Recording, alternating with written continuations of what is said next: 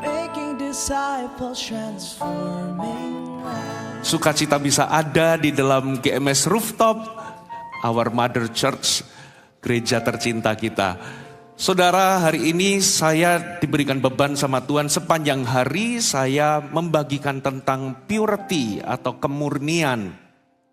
Di ibadah satu ini saya akan bicara tentang menjaga kekudusan. Lalu di ibadah dua nanti saya akan bahas renungan saya beberapa waktu yang lalu tentang 5 ujian dari tentara Gideon. Lalu di ibadah ketiga saya akan bicara tentang penjaga atau pengawal hidup kita, yaitu kejujuran dan ketulusan. Dan di ibadah yang keempat, saya akan bicara tentang pelajaran dari kematian tragis Ananias dan Safira. Dan yang terakhir, ibadah kelima, saya akan bicara mengenai perempuan di dalam gantang. Lanjutan dari pelajaran Ananias dan Safira, gimana kita bisa temukan solusi. Sepanjang hari ini jangan lewatkan satu pesan pun. Amin. Coba kita buka sama-sama Bapak Ibu Saudara di 1 Petrus pasal yang pertama, kita baca ayat ke-14 sampai ayat yang ke-16. Hiduplah sebagai anak-anak yang taat dan jangan turuti hawa nafsu yang menguasai kamu pada waktu kebodohanmu. Tetapi hendaklah kamu menjadi kudus dalam seluruh hidupmu sama seperti Dia yang kudus yang telah memanggil kamu. Sebab ada tertulis, kuduslah kamu sebab aku kudus. Saudara, pesan tentang kekudusan ini terkesan klise. Tapi saya berdoa kita semua betul-betul mengejar kekudusan itu kita lakukan dan kita kejar dengan lebih purposeful dan dengan lebih intentional, dengan lebih sengaja. Alkitab katakan, hendaklah kamu menjadi kudus dalam seluruh hidupmu. Bapak Ibu, kalau Anda sudah lahir baru, kalau Anda sudah percaya kepada Yesus dan lahir baru, di dalam hati kita, di dalam diri kita ada hati dan roh yang baru. Katakan amin. Ada benih ilahi atau nature yang baru. Tuhan itu tidak mereparasi manusia lama kita, tapi Tuhan membuangnya atau menguburnya dan Tuhan memberikan hati dan roh yang baru yang kita simbolkan dalam baptisan. Ketika kita ditenggelamkan, manusia lama kita terkubur dan waktu kita keluar, kita adalah ciptaan baru. Ada hati yang baru dan roh yang baru. Kalau memang betul-betul pertobatan Anda sejati, kelahiran baru Anda sejati, pasti ada selera atau appetite untuk hidup kudus. Kalau enggak, jangan-jangan Anda cuma menganut sebuah agama. Anda belum lahir baru. Anda cuma beragama tapi tidak betul-betul dilahirkan kembali. Dan pasti ada sebuah kebencian yang baru, yaitu kebencian untuk berdosa. Itu pasti karena kita punya benih ilahi, kata Alkitab. Sekalipun orang yang sudah lahir baru bisa jatuh dalam dosa, tapi dia nggak akan terus tinggal di dalam dosa. Pasti ada sebuah appetite atau selera untuk hidup kudus. Pasti ada sebuah kerinduan untuk hidup kudus dan kebencian untuk berbuat dosa. Itulah yang saya alami waktu pertama kali saya betul-betul lahir baru, saudara. Tiba-tiba bisa lepas aja dari dosa. Itu bukan saya yang dulu, itu adalah ciptaan baru dan ada roh Allah dalam diri kita. Katakan amin. Nah, kalau kita ingin hidup di dalam kekudusan, kita perlu tahu apa arti kudus. Imamat pasal 20 ayat yang ke-26 mengatakan begini, kuduslah kamu bagiku, katakan bagiku. Sebab aku ini Tuhan, kudus dan aku telah memisahkan kamu dari bangsa-bangsa lain, supaya kamu menjadi milikku.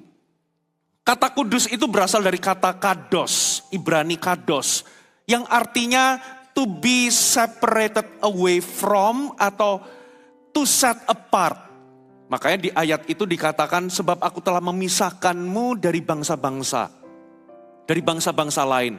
Dipisahkan bukan diisolasi, bukan berarti gak boleh bergaul, tapi kita itu dipisahkan untuk menjadi miliknya Allah. Kata kudus itu berarti dipisahkan.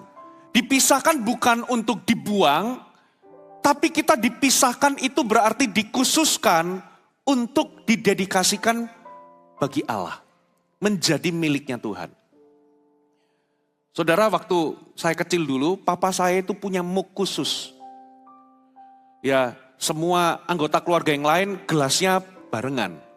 Tapi papa saya itu mug dari stainless agak gede. Waktu saya kecil, itu milik papa, itu dikhususkan hanya untuk papa saya yang minum.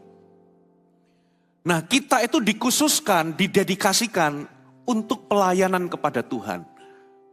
Kita didedikasikan untuk menjadi miliknya Tuhan. Katakan amin. Nah, karena Tuhan kita kudus, makanya dia menuntut kekudusan Bapak Ibu. Mazmur 24 ayat 3-5. Siapakah yang boleh naik ke atas gunung Tuhan? Siapakah yang boleh berdiri di tempatnya yang kudus? Orang yang bersih, apa saudara? Tangannya dan murni hatinya, yang tidak menyerahkan dirinya kepada penipuan dan yang tidak bersumpah palsu. Dialah yang akan menerima berkat dari Tuhan dan keadilan dari Allah yang menyelamatkan dia. Dari 3 ayat ini paling tidak ada 3 kebenaran tentang kekudusan. Catat baik-baik. Yang pertama, saudara. Yang pertama, kekudusan adalah kunci mengalami Tuhan. Di ayat 3 tadi dikatakan, siapakah yang boleh naik ke atas gunung Tuhan? Siapakah yang boleh berdiri di tempatnya yang kudus? Saudara, kondisi kudus itu adalah lingkungan tempat di mana Tuhan itu bisa kita alami atau bisa kita lihat. Makanya dikatakan siapa yang boleh berdiri di tempatnya yang kudus. Siapa yang boleh naik di atas gunungnya Tuhan. Kudus itu adalah, kondisi kudus adalah sebuah lingkungan di tempat di mana Tuhan itu bisa kita alami dan Tuhan bisa kita lihat. Matius 5 itu berkata, berbahagialah orang yang suci hatinya karena ia akan melihat Allah. Ibrani pasal yang ke-12 ayat 14. Kejarlah kekudusan, sebab tanpa kekudusan tidak seorang pun akan melihat Tuhan. Jadi kalau kita ini mau mengalami Tuhan, syaratnya itu adalah kekudusan. Di sini menjelaskan kenapa beberapa orang itu sulit mengalami Tuhan, karena dia tidak hidup di dalam kekudusan. Yang kedua, kebenaran yang kedua, Alkitab katakan begini, saudara, orang yang bersih tangannya dan apa saudara? Murni hatinya, yang tidak menyerahkan dirinya kepada penipuan, yang tidak bersumpah palsu. Siapa yang boleh berdiri di atas tempat yang kudus? Orang yang bersih tangannya, murni hatinya, tidak menyerahkan diri kepada penipuan. Maksudnya tidak menyerahkan diri kepada penipuan itu begini saudara. Orang yang punya sifat bersih, tidak akan tertarik sama hal-hal yang kotor. Kalau Anda itu suka bersihan atau orangnya itu bersihan, gak mungkinlah saudara itu mau tinggal di tempat-tempat yang jorok atau menjamah sesuatu yang jorok atau kotor. Gak mungkin Anda itu suka pegang-pegang kotoran. Berarti dia gak tertarik sama yang namanya penipuan. Kenapa dia gak tertarik? Karena dia murni hatinya, bersih tangannya. Katakan amin. Makanya dia tidak menyerahkan diri kepada penipuan. Terjemahan yang lain kata penipuan itu tidak menyerahkan dirinya kepada hal yang sia-sia. Dan tidak bersumpah palsu. Saudara, poin yang kedua, kebenaran tentang kekudusan adalah kekudusan itu membuat kita berguna dan membuat kita efektif untuk dipakai dalam tujuan-tujuan Tuhan. Saudara, kalau Anda cari orang atau buka lowongan kerja, biasanya apa sih yang dicari dari lowongan kerja? Yalah, biasanya dicari usianya, jenjang pendidikannya, betul ya? Lalu biasanya juga ditambah dengan orang itu harus bisa kerjasama atau kerja tim. Lalu juga dia itu bisa menguasai keahlian tertentu seperti komputer atau seperti bahasa. Lalu dia juga bisa ditempatkan dimanapun. Ya, itu biasanya kriteria umum yang dicari orang ketika buka lowongan kerja. Tapi tahukah saudara, sebetulnya yang utama yang dicari itu adalah orang yang jujur dan orang yang tulus. Orang yang bersih tangannya itu jujur, murni hatinya itu tulus. Percuma saudara kalau Anda hire orang yang pinternya bukan main, tetapi licik. Nggak murni hatinya. Percuma kita hire orang yang punya keahlian yang hebat, tapi orang ini nggak jujur. Pasti kita cari orang yang jujur dan tulus. Lalu amin. Tuhan juga sama. Orang yang jujur dan tulus itu pasti dipercaya lebih. Anda pasti kasih kepercayaan lebih kepada orang yang bisa dipercaya. Nah, coba kita baca sama-sama ya satu ayat. 2 Timotius 2 ayat 19 sampai 26. 2 Timotius pasal 2 ayat 19 sampai 26. Tapi dasar yang diletakkan Allah itu teguh dan meterainya adalah Tuhan mengenal siapa kepunyaannya. Setiap orang yang menyebut nama Tuhan hendaklah meninggalkan kejahatan. Dalam rumah yang besar bukan hanya terdapat perabot dari emas dan perak, melainkan juga dari kayu dan tanah. Yang pertama dipakai untuk maksud yang mulia, yang terakhir dipakai untuk maksud yang kurang mulia. Jika seseorang menyucikan dirinya dari hal-hal yang jahat, ia akan menjadi perabot rumah untuk maksud yang mulia. Ia dikuduskan atau dikhususkan atau dipisahkan, dipandang layak untuk dipakai tuannya, dan disediakan untuk setiap pekerjaan yang mulia. Sebab itu jauhilah nafsu orang muda, kejarlah keadilan, kesetiaan, kasih, damai, dan damai bersama-sama dengan mereka yang berseru kepada Tuhan dengan hati yang murni. Saudara, kondisi kudus itu adalah lingkungan tempat Tuhan bekerja. Kalau kita menyucikan diri kita dari segala kejahatan, maka hati dan kehidupan kita akan menjadi tempat yang ideal untuk Tuhan bekerja di dalam dan melalui kita. Halo, amin. Tapi sebaliknya, kalau kita tidak hidup kudus, sebaliknya kebenaran ini juga terjadi. Saudara tahukah bakteri, kecoa, lalat, tikus itu suka tempat yang kotor. Itulah sebabnya kalau kita nggak hidup suci, maka hati dan kehidupan kita akan menjadi lingkungan yang ideal bagi iblis untuk tinggal, bekerja, dan bahkan, saudara, dia akan melakukan karyanya di dalam kita ataupun melalui kita. Tapi sebaliknya, kalau Anda kejar kekudusan, disinilah yang membedakan kenapa ada beberapa orang itu selalu dipakai dan dipandang layak untuk dipakai bagi tujuan-tujuan Tuhan yang mulia. Karena dia hidup suci, pasti ada perbedaan, saudara. Karena dipandang layak untuk dipakai oleh Tuhan. Katakan amin. Siapa yang rindu dipakai Tuhan? Bapak Ibu, Anda harus kejar kekudusan dengan lebih purposeful, dengan lebih sengaja. Kalau kita nggak lebih sengaja, dunia ini sekarang dalam kondisi cemar. Alkitab katakan di kitab Wahyu, yang cemar akan semakin cemar, yang kudus akan semakin kudus. Kalau kita nggak radikal dari sekarang, Bapak Ibu, kita pasti akan terkontaminasi. Pasti, saudara. Kebenaran yang ketiga. Tadi ayat 5 berkata apa, saudara? Coba kita baca sekali lagi Mazmur 24 ayat yang kelima. Dialah yang akan menerima berkat. Dialah yang akan menerima berkat dari Tuhan dan keadilan dari Allah yang menyelamatkan dia.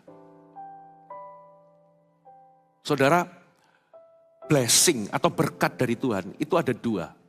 Yang pertama itu blessing, pakai kata blessing.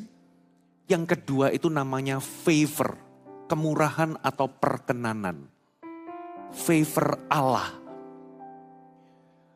bukan hanya berkat dan perkenanan atau kemurahan yang kita terima, tapi juga keadilan bagi Tuhan yang menyelamatkan kita. Berarti begini loh, kondisi kudus itu bukan saja tempat di mana Tuhan bisa dilihat atau dialami.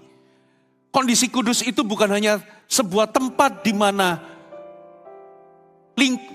lingkungan di mana Tuhan itu bekerja, tapi kondisi kudus itu adalah tempat di mana berkatnya, mujizatnya, favor atau perkenanannya, dan pertolongannya itu bisa kita alami. Katakan amin.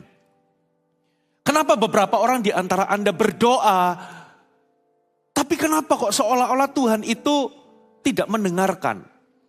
Ada beberapa alasan, tapi bisa jadi salah satu alasannya adalah karena ada penghambat atau penghalang.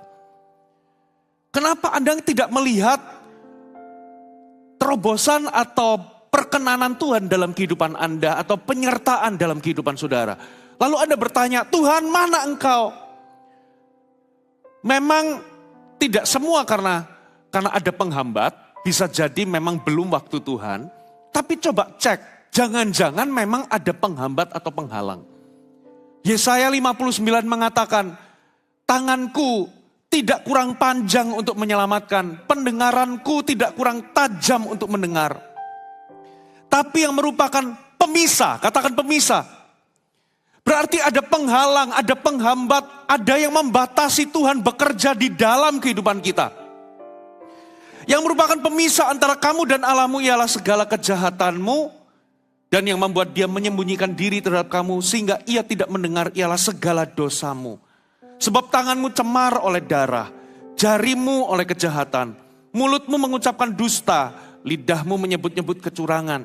Tidak ada yang mengajukan pengaduan dengan alasan benar, tidak ada yang menghakimi dengan alasan teguh. Orang yang mengandalkan kesia-siaan dan mengucapkan dusta, orang mengandung bencana dan melahirkan kelaliman. Kebenaran ketiga, catat baik-baik Bapak Ibu. Kekudusan itu akan membawa kita kepada kehidupan terbaik kita. Kenapa saudara? Karena kondisi kudus itu adalah tempat di mana mujizatnya, penyertaannya, intervensinya, terobosannya, kemurahannya itu bisa kita alami. Saudara, kalau Anda mau doamu terhalang, sederhana. Anda hidup aja di dalam kecemaran. Doamu akan terhalang. Dan orang yang hidup dalam kecemaran, gak bahagia hidupnya. Makanya your best life, kehidupan terbaikmu itu didapat ketika Anda hidup dalam kekudusan. Orang kehidupan terbaik itu bukan gini loh, Anda mencapai kekayaan tertentu, kesuksesan tertentu, tingkat level sosial ekonomi tertentu, baru Anda berkatakan, this is my best life. Enggak, saudara. Your best life, kehidupan terbaikmu itu bisa Anda alami, Anda dapatkan ketika Anda hidup dalam kekudusan. Halo, amin. Makanya jangan kejar, jangan targetkan hidup bahagia. Targetkan hidup kudus karena orang yang hidup kudus pasti bahagia. Sementara orang yang hidup gak kudus, pasti gak tenang hidupnya. Orang yang mendua hati, kata Alkitab, itu gak tenang hidupnya. Sama dunia juga sama Tuhan. Orang yang gak kudus itu pasti tertuduh.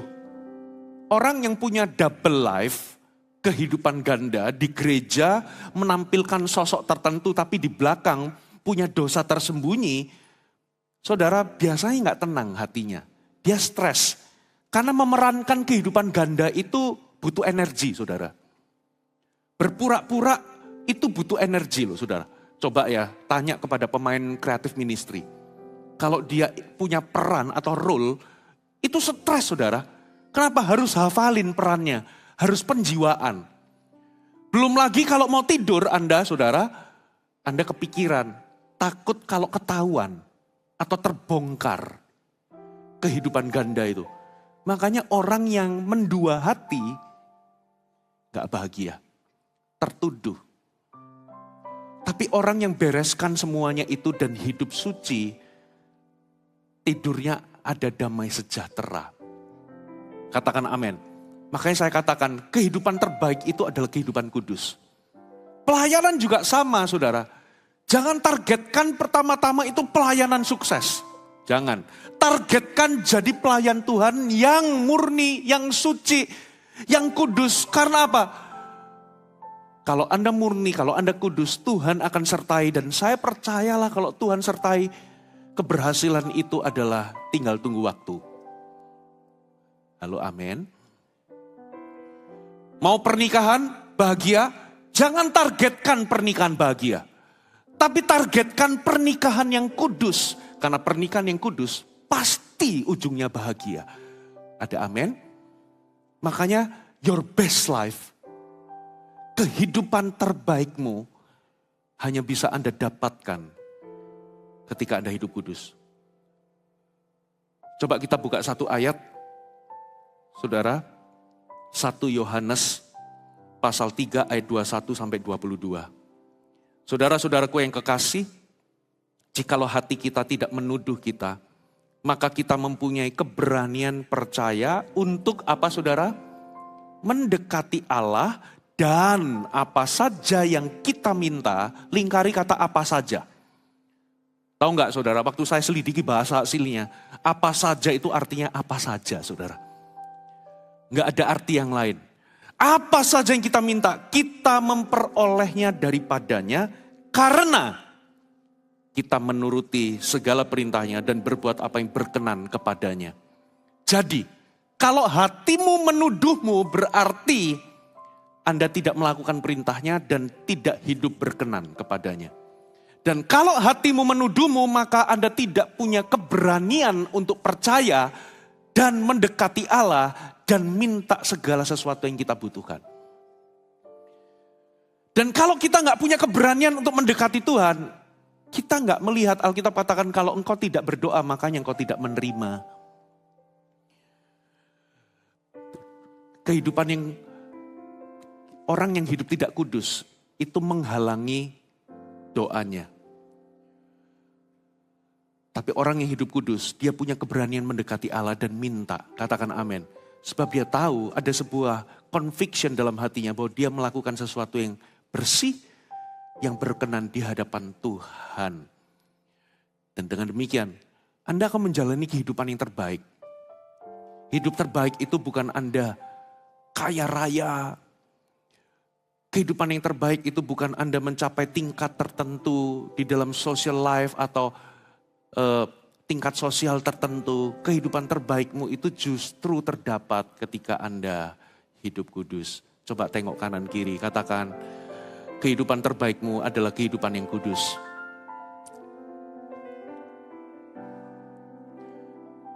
Nah, coba kita lihat satu ayat ini saudara. Perhatikan, 1 Korintus 3 ayat 16 sampai 17. 1 Korintus 3 ayat 16 sampai 17. Tidak tahukah kamu bahwa kamu adalah bait Allah, dan bahwa Roh Allah diam di dalam kamu. Jika ada orang yang membinasakan bait Allah, maka Allah akan membinasakan dia. Sebab, perhatikan, bait Allah adalah apa saudara? Kudus, dan bait Allah itu adalah kamu. Maksudnya apa saudara? Kalau Anda baca dalam perjanjian lama, setiap kali Tuhan itu hadir, maka tempat di mana Tuhan itu hadir menjadi kudus. Contoh ya, Musa itu bangun tabernakel atau bangun kemah. Itu banyak orang-orang ahli yang membangunnya. Orang-orang biasa maksudnya, bukan imam. Berarti perkakas-perkakas itu adalah perkakas biasa sebetulnya. Tidak ada nilai apapun. Tapi begitu dikonsecrate, begitu dikuduskan, diurapi, lalu Tuhan hadir di situ, maka itu bukanlah kemah biasa, tapi itu menjadi kemah suci. Katakan kemah suci. Karena Tuhan hadir. Lalu apa yang terjadi? Saudara, biasanya perkakas biasa itu waktu dibuat, ya dia dibuat dengan tangan biasa, ya dengan orang-orang biasa. Tapi begitu dikuduskan dan Tuhan hadir di situ, perkakasnya pun bukan perkakas biasa. Alkitab mengatakan, saudara, yang membereskan kemah suci Musa itu hanyalah imam yang boleh beresin dan membungkusnya. Orang biasa nggak boleh sentuh. Karena itu menjadi barang kudus. Gara-gara Tuhan hadir, perkakas biasa yang dulunya dibuat oleh tangan-tangan orang biasa bukan imam. Ketika Tuhan hadir, perkakasnya itu nggak bisa diperlakukan sembarangan, saudara. Maka yang boleh pegang, yang boleh membereskan, membungkusnya. Tiap kali kalau berjalan kan bait suci itu kan kemah itu berjalan, saudara. Itu hanyalah para imam. Dan ketika berjalan itu kan memang butuh pengusung. Makanya di situ ada tongkat pengusung dan ada gelangnya. Supaya apa? Barang kudus itu nggak boleh disentuh sama orang biasa. Terus apalagi saudara? Orang di dalam tempat kudus semua, di pelataran tempat kudus, ruang maha kudus, itu banyak perkakas-perkakas saudara. Ya, karena tempat itu kudus gak boleh bawa barang sembarangan. Nadab dan Abihu itu mati karena bawa api dari luar, api asing. Mati di tempat. Di dalam tempat kudus itu ada meja pembakaran ukupan. Ada kaki dian, kandil dengan 7 lampu. Saudara, di ruang maha kudus itu ada apa saudara? Tabut perjanjian. Di situ ada tutup pendamaian, lalu ada Tuhan berbicara di situ dan ada nyala api, lambang kehadiran Tuhan. Bayangkan saudara, itu tabut biasa sebetulnya. Kita nggak boleh menyembah barang. Tapi karena Tuhan itu hadir di situ, coba bayangkan, Uza, orang biasa bukan imam, waktu tabut itu mau tergelincir, niatnya baik loh saudara. Dia itu menyentuh supaya nggak jatuh karena mau tergelincir. Langsung begitu sentuh, disambar Tuhan mati di tempat. Nggak boleh perlakukan barang kudus sembarangan karena Tuhan hadir. Siapa lagi saudara? Ya, imam-imamnya kalau ketahuan nggak kudus, imam loh saudara, masuk ke tempat kudus kalau dalam kondisi nggak kudus, mati di tempat. Makanya ada talinya saudara. Ada loncengnya supaya ketahuan kalau lonceng tidak lagi berbunyi berarti imamnya mati di tempat, maka ditarik dari luar. Nah perhatikan. Bait suci, bait Allah, tubuh kita ini bait Allah. Kenapa kok dijadikan bait Allah? Alkitab katakan karena roh Allah hadir dan Tuhan itu hadir dalam diri kita. Waktu kita terima Yesus, darah Yesus menyucikan kita. Ada amin. Ini kita nggak bisa lakukan. Ini bagian Tuhan. Tapi begitu Tuhan hadir di dalam hidup kita, hati kita, maka tubuh bait Allah ini dikatakan bait Allah adalah kudus. Dan bait Allah itu siapa? Anda dan saya. Berarti karena ini barang kudus, bagian kita adalah kita jaga kekudusan. Kita nggak boleh sentuh perkakas, kita nggak boleh sembarangan lagi dengan barang kudus tersebut. Berarti apa yang kita pikirkan, apa yang kita ucapkan, yang timbul dalam hati kita, apa yang kita kerjakan dengan tangan kita, tidak boleh lagi sembarangan setelah kita terima Yesus dan Roh Allah tinggal dalam diri kita. Katakan amin. Satu kali Musa itu jalan-jalan di belakang padang gurun saudara. Musa itu 40 tahun mengembalakan kambing domba mertuanya Yitro. Lalu dia tiba di sebuah tempat di mana dia lihat ada semak belukar, semak duri, menyala tapi semaknya itu tidak hangus atau tidak gosong.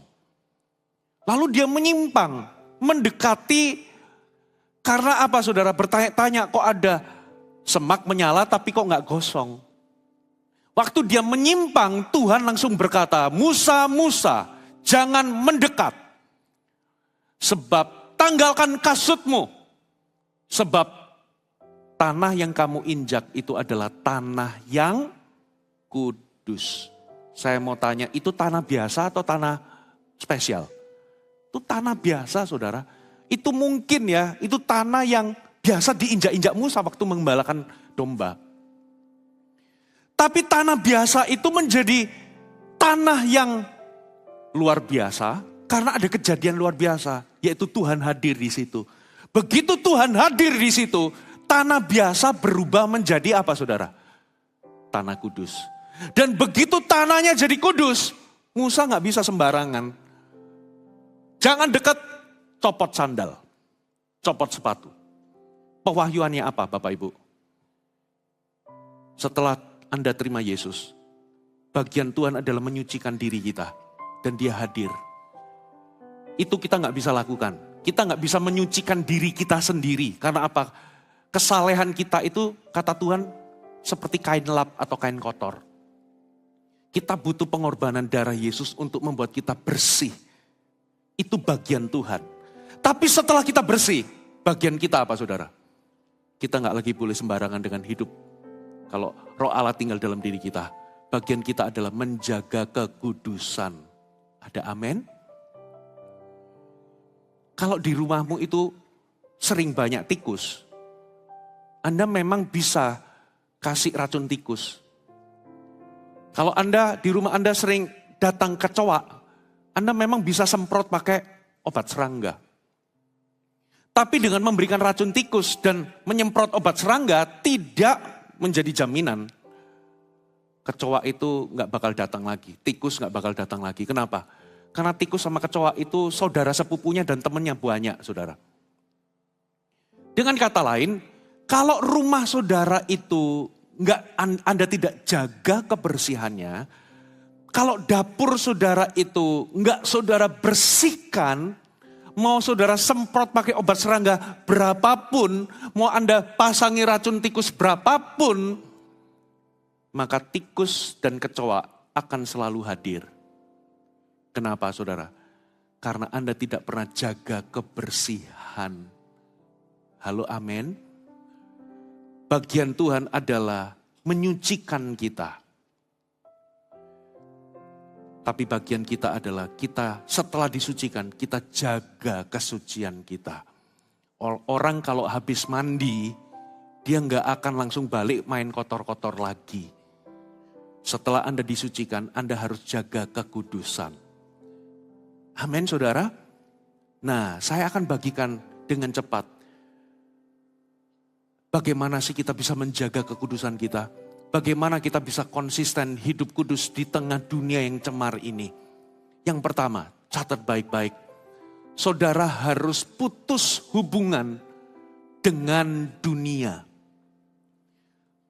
Anda harus memutuskan hubungan dengan dunia. Kita semua ini punya mantan. Mantan kita adalah dunia. Kita semua ini berdosa. Dulu kita itu hidup di dalam dosa. Kita punya mantan yang namanya dunia. Kalau Anda betul-betul mau berjalan dengan Tuhan, Anda harus putus hubungan. Anda harus cerai. Dalam konteks dengan dunia ini, saya sebagai pendeta, Anda boleh cerai. Anda harus cerai dengan dunia. Ada amin? Please, tadi ada kamera yang di video begini.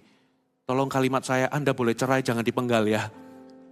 Dimasukin di sosial media, nanti terkenal nanti saya. Halo amin. Alkitab berkata, persahabatan dengan dunia itu menjadikan dirimu sebagai musuh Allah. Saudara, kalau Anda sudah menikah, tapi Anda masih simpan nomor mantan, saya jamin suamimu atau istrimu di rumah jadi musuhmu. Dari kekasih jadi musuh. Gak usah follow-followan IG lah sama mantan. Buang semua jalur, tutup semua jalur yang bisa membuat Anda terkoneksi kembali dengan dunia. Anda harus putuskan hubungan. Halo amin. Kalau Anda punya mantan, jangan reuni. Karena apa? Nanti bisa CLBK sama dunia. Mantan kita adalah dunia. Coba ya di rumah, Anda masih simpan nomor mantan, masih chatting-chatting, masih cekikikan. Saya percaya kalau Anda seorang istri, suamimu akan jadi musuhmu. Begitu pula sebaliknya, kalau Anda suami, Anda masih simpan nomor mantan dan masih kadangkala say hi, pasti istrimu gak akan jadi kekasih yang manis. Tapi jadi musuh bebuyutanmu. Ngomel melulu, betul gak? Karena Alkitab katakan persahabatan dengan dunia menjadikanmu musuh Allah. Lalu Alkitab juga katakan, kalau Anda mengasihi dunia maka kasih akan Bapa tidak ada padamu. Apa itu dunia? Keangkuhan hidup, keinginan mata, keinginan daging. Saudara, putuskan hubungan dengan dunia. Mulai hari ini, Anda perlu bercerai. Selama Anda masih punya jalur, punya hubungan dengan mantan yaitu dunia, selalu terbuka channel untuk Anda bisa berselingkuh dengan dunia. Anda gak bakal bisa konsisten untuk hidup kudus. Kalau sejak awal Anda tidak pernah putus hubungan dengan dunia. Yang kedua, saudara, lari dari godaan. Melarikan diri dari godaan.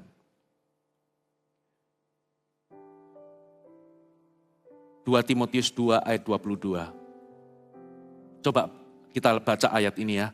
Sebab itu, jauhilah nafsu orang muda. Versi terjemahan lama itu pakai kata, tetapi larikanlah dirimu dari segala keinginan orang-orang muda. Larikan dirimu. Versi NIV, flee the evil desires of youth. Flee itu lari. Versi New Living Translation dikatakan, run from anything that stimulates youthful lust. Lari dari segala sesuatu yang menstimulasi nafsu orang muda. Jadi melarikan diri dari godaan, saudara itu menyadari bahwa godaan itu adalah musuh. Saudara itu menyadari bahwa godaan itu adalah bahaya. Sehingga Anda perlu lari ke arah yang opposite atau berlawanan. Seringkali kita itu, contoh ya, kalau kita ada gempa, kita kan pasti lari ke tempat yang aman. Ada badai, kita pasti akan lari ke tempat yang aman. Ada apa lagi, saudara? Kebakaran, kita pasti akan lari dari bahaya. Tapi terhadap godaan, banyak orang Kristen bukannya lari, tapi malah godaan itu diajak ngobrol. Godaan itu diajak main. Godaan itu, kita itu bahkan punya delay, masih mikir-mikir. Saudara, kalau kebakaran kita nggak pakai mikir, kita langsung lari. Kita itu, godaan itu mengandung bahaya, Bapak Ibu. Kalau kita ini ada bahaya fisik, contohnya kebakaran, kita itu lari, tapi kalau ada bahaya fisik itu mengancam tubuh kita, keselamatan tubuh kita. Tapi ada bahaya rohani yang bisa mengancam jiwa kita. Nah, sayangnya kalau sama bahaya fisik kita cenderung lebih apa? Lebih takut, kita lari, tapi kalau ada bahaya rohani, kita masih mikir-mikir, kita masih mencerna, kita delay. Saudara, semua ayat Alkitab, yang Alkitab suggest tentang yang namanya pencobaan, temptation dan godaan, itu jawabannya adalah lari. Kejadian 39, ya Yusuf muda itu digoda untuk jatuh dalam dosa perselingkuhan dan perzinahan.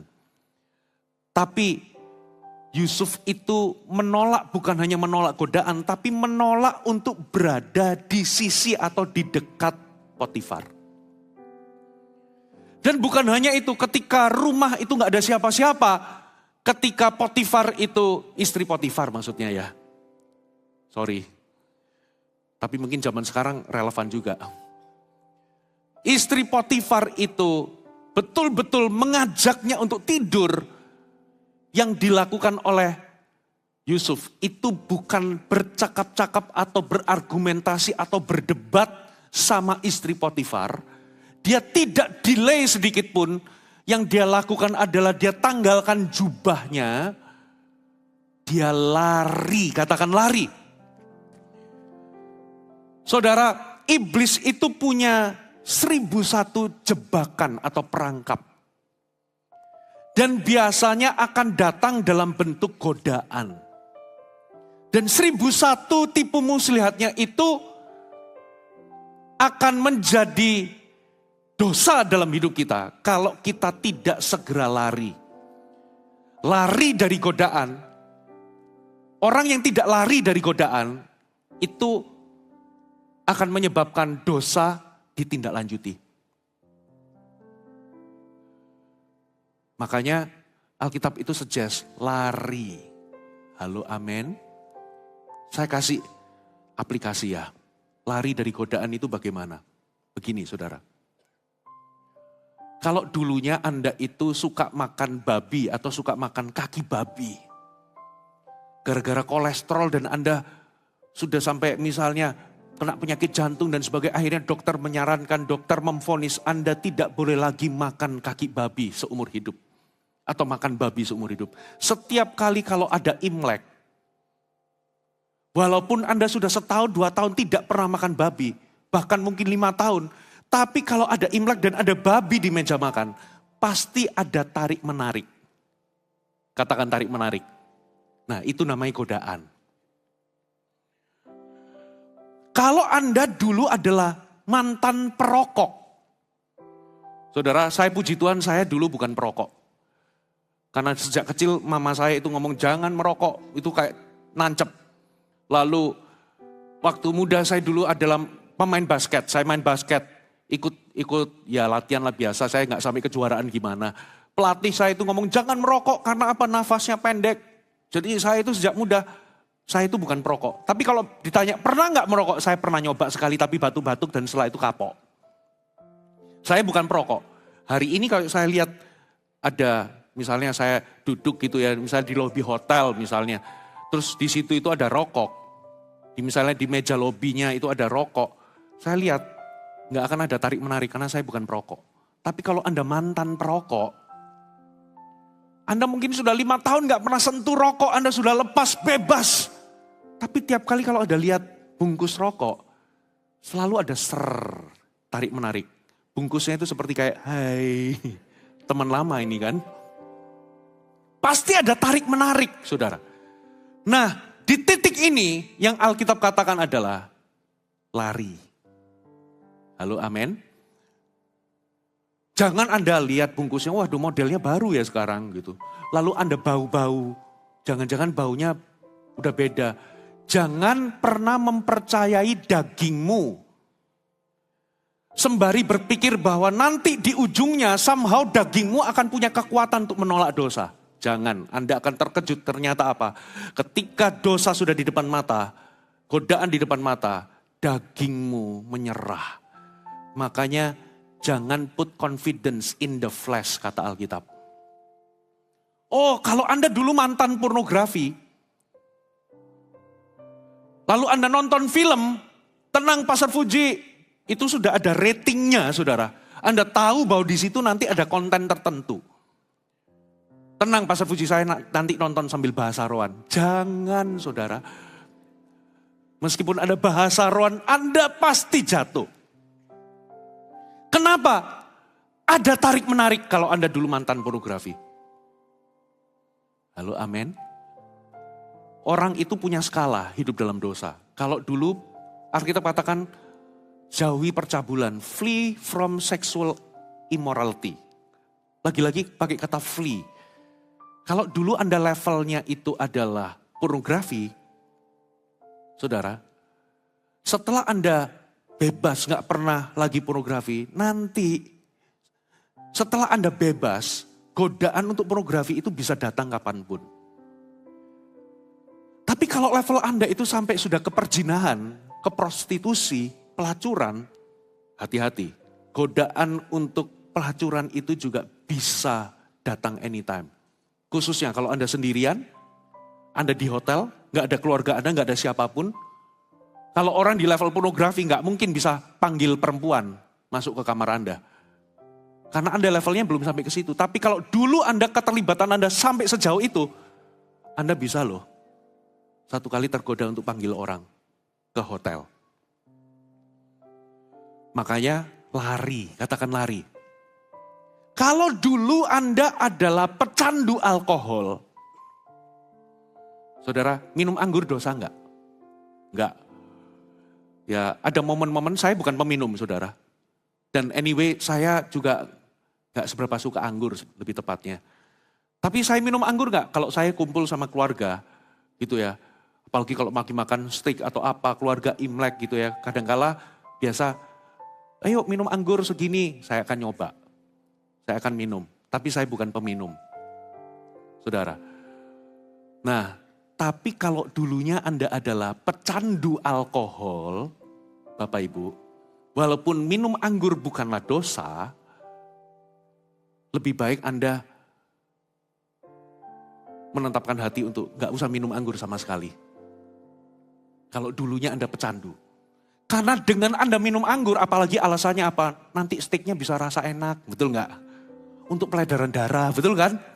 Tapi kalau Anda pecandu dulunya, lebih baik sampai seumur hidup aku gak bakal minum anggur. Kenapa? Biasanya kalau habis minum anggur gitu kan, Anda feel gak apa-apa kok. Mantep gak apa-apa. Anda pergi sama teman kerja, sama teman ini minum anggur. Anggur kan gak dosa, gak apa-apa. Ya gak apa-apa. Iya begitu Anda minum segelas, 2 gelas, 3 gelas, teman Anda nanti akan keluarin nih saya punya yang lain. Nah, begitu yang lain itu dibuka, Anda jatuh di situ. Kalau Anda bergumul dengan berbagai-bagai dosa di masa lalu, saya mau tanya, masuk dalam gedung yang namanya klub malam,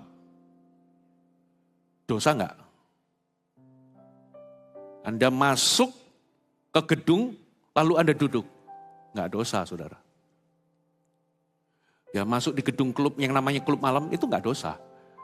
Tapi kalau Anda tahu bahwa klub malam itu membuatmu terseret dengan berbagai godaan, lebih baik Anda komitmen mulai hari ini, aku seumur hidup enggak akan menginjakkan kaki di klub malam.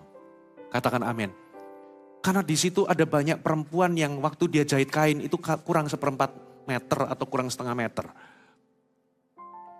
Lebih baik Anda seumur hidup setelah Anda lahir baru bertobat.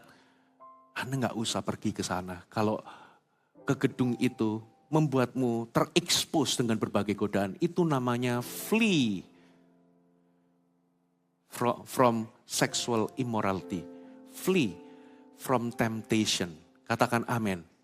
Kalau Anda nggak putuskan ini, Anda tidak akan pernah konsisten. Anda akan jatuh bangun. Anda nggak akan konsisten hidup kudus. Saya jamin. Ada amin? Yang terakhir, waktu saya hampir habis. Taati firman Allah. Firman Tuhan katakan 1 Petrus 1 ayat 15 berkata demikian.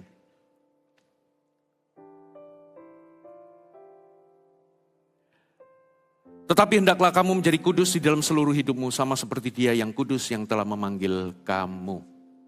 Terjemahan versi yang lain, kuduslah dalam segala tingkah lakumu. Hendaklah kamu menjadi kudus dalam seluruh hidupmu itu pakai diterjemahkan sebagai hendaklah kamu kudus dalam segala tingkah laku. Katakan segala tingkah laku. Saudara, problemnya begini loh. Firman Tuhan itu tidak pernah berubah. Kalau firman katakan dosa adalah dosa sampai selamanya, itu gak akan berubah. Katakan amin. Dan perintah-perintahnya untuk kita hidup kudus di dalam seluruh tingkah laku kita tidak akan pernah bergeser atau berubah. Namun Anda perlu waspada, budaya atau culture atau dunia atau zaman ini itu berubah. Saya kasih contoh. Saudara, dulu cerai itu tabu. Tapi sekarang cerai itu pilihan, saudara. Gak lagi tabu. Lumrah atau lazim. Dulu seks pranikah, orang kalau pacaran jangan, gak boleh strict, jangan tidur. Jangan jatuh dalam dosa. Sekarang bahkan ada banyak orang tua yang mengizinkan anaknya tidur bersama. Yang perempuan datang ke mana? Ke rumah laki-laki nginep, orang tuanya gak melarang sedikit pun. Dulu nggak boleh, seks pranikah itu betul-betul saklek, nggak bisa. Sekarang zaman tambah berubah, banyak orang tua mengizinkan, saudara. LGBT. L, lesbian. G-nya apa? G. B-nya bisexual. T-nya apa? Transgender. Sekarang tambah bergeser lagi ada Q. Itu namanya queer. Queer itu yang bukan L, yang bukan G, B, T. Semua yang bukan LGBT itu Q atau Q. Apa artinya queer? Kalau Anda tanya, kalau menurut Alkitab, gender itu hanya ada dua. Laki-laki dan perempuan. Tapi budaya, terutama sekarang di barat itu sekarang, kalau Anda tanya, gender itu ada berapa? Mereka berkata spektrum. Enggak lagi dua, tapi spektrum. Jadi kalau ada laki-laki mengaku bahwa dia adalah wanita, dia adalah wanita. Anda enggak boleh ngomong dia laki-laki, Anda menyalahi hak asasi. Kalau ada wanita berkata aku adalah pria, Anda enggak boleh ngomong kamu itu pria, enggak boleh. Anda menyalahi hak asasi. Jadi spektrum itu sesuai dengan anggapan dia terhadap dirinya sendiri. Bahkan Q itu sampai melebar, sampai ke binatang, saudara. Saya pernah melihat sebuah video, ada orang mengaku, aku ini anjing jenis ini. Aku ini kambing jenis ini. Aku ini, binatang itu, saudara. Dan Anda nggak boleh ngomong, kamu itu wanita. Menurut Alkitab, kata Tuhan, engkau adalah perempuan dengan jenis kelamin perempuan atau dengan organ perempuan. Enggak, aku cowok. Anda nggak boleh ngomong aku wanita. Aku menganggap diriku dan merasa diriku cowok. Apalagi aku menganggap diriku binatang. Anda nggak bisa ganggu gugat. Saudara, zaman dulu pernikahan sejenis, itu nggak lazim, tabu. Sekarang pernikahan sejenis jadi biasa. Dengan kata lain, kalau Anda kompromi, kalau Anda nggak betul-betul menegakkan standar Alkitab, Anda pasti keseret arus, pasti. Taati firman. Halo, amin. Kalau Anda nggak taati firman, kalau Alkitab berkata dosa adalah dosa, taati. Katakan amin. Jangan dirasionalisasi dan jangan terseret sama yang namanya dunia. Amin. Hai, terima kasih sudah bergabung bersama kami, Gereja Mount Sharon, Jabodetabek. Sebagai gereja Tuhan, adalah kerinduan bagi kami untuk melihat Anda terus bertumbuh di dalam pengenalan akan Tuhan dan mengalami perubahan hidup. Maka dari itu, bergabunglah bersama komunitas kecil kami, Connect Group. Dapatkan informasi lebih lanjut pada kolom deskripsi kami. Last but not least, don't forget to subscribe dan bagikan video ini kepada orang yang Anda kasihi. Thank you for joining us and see you next time.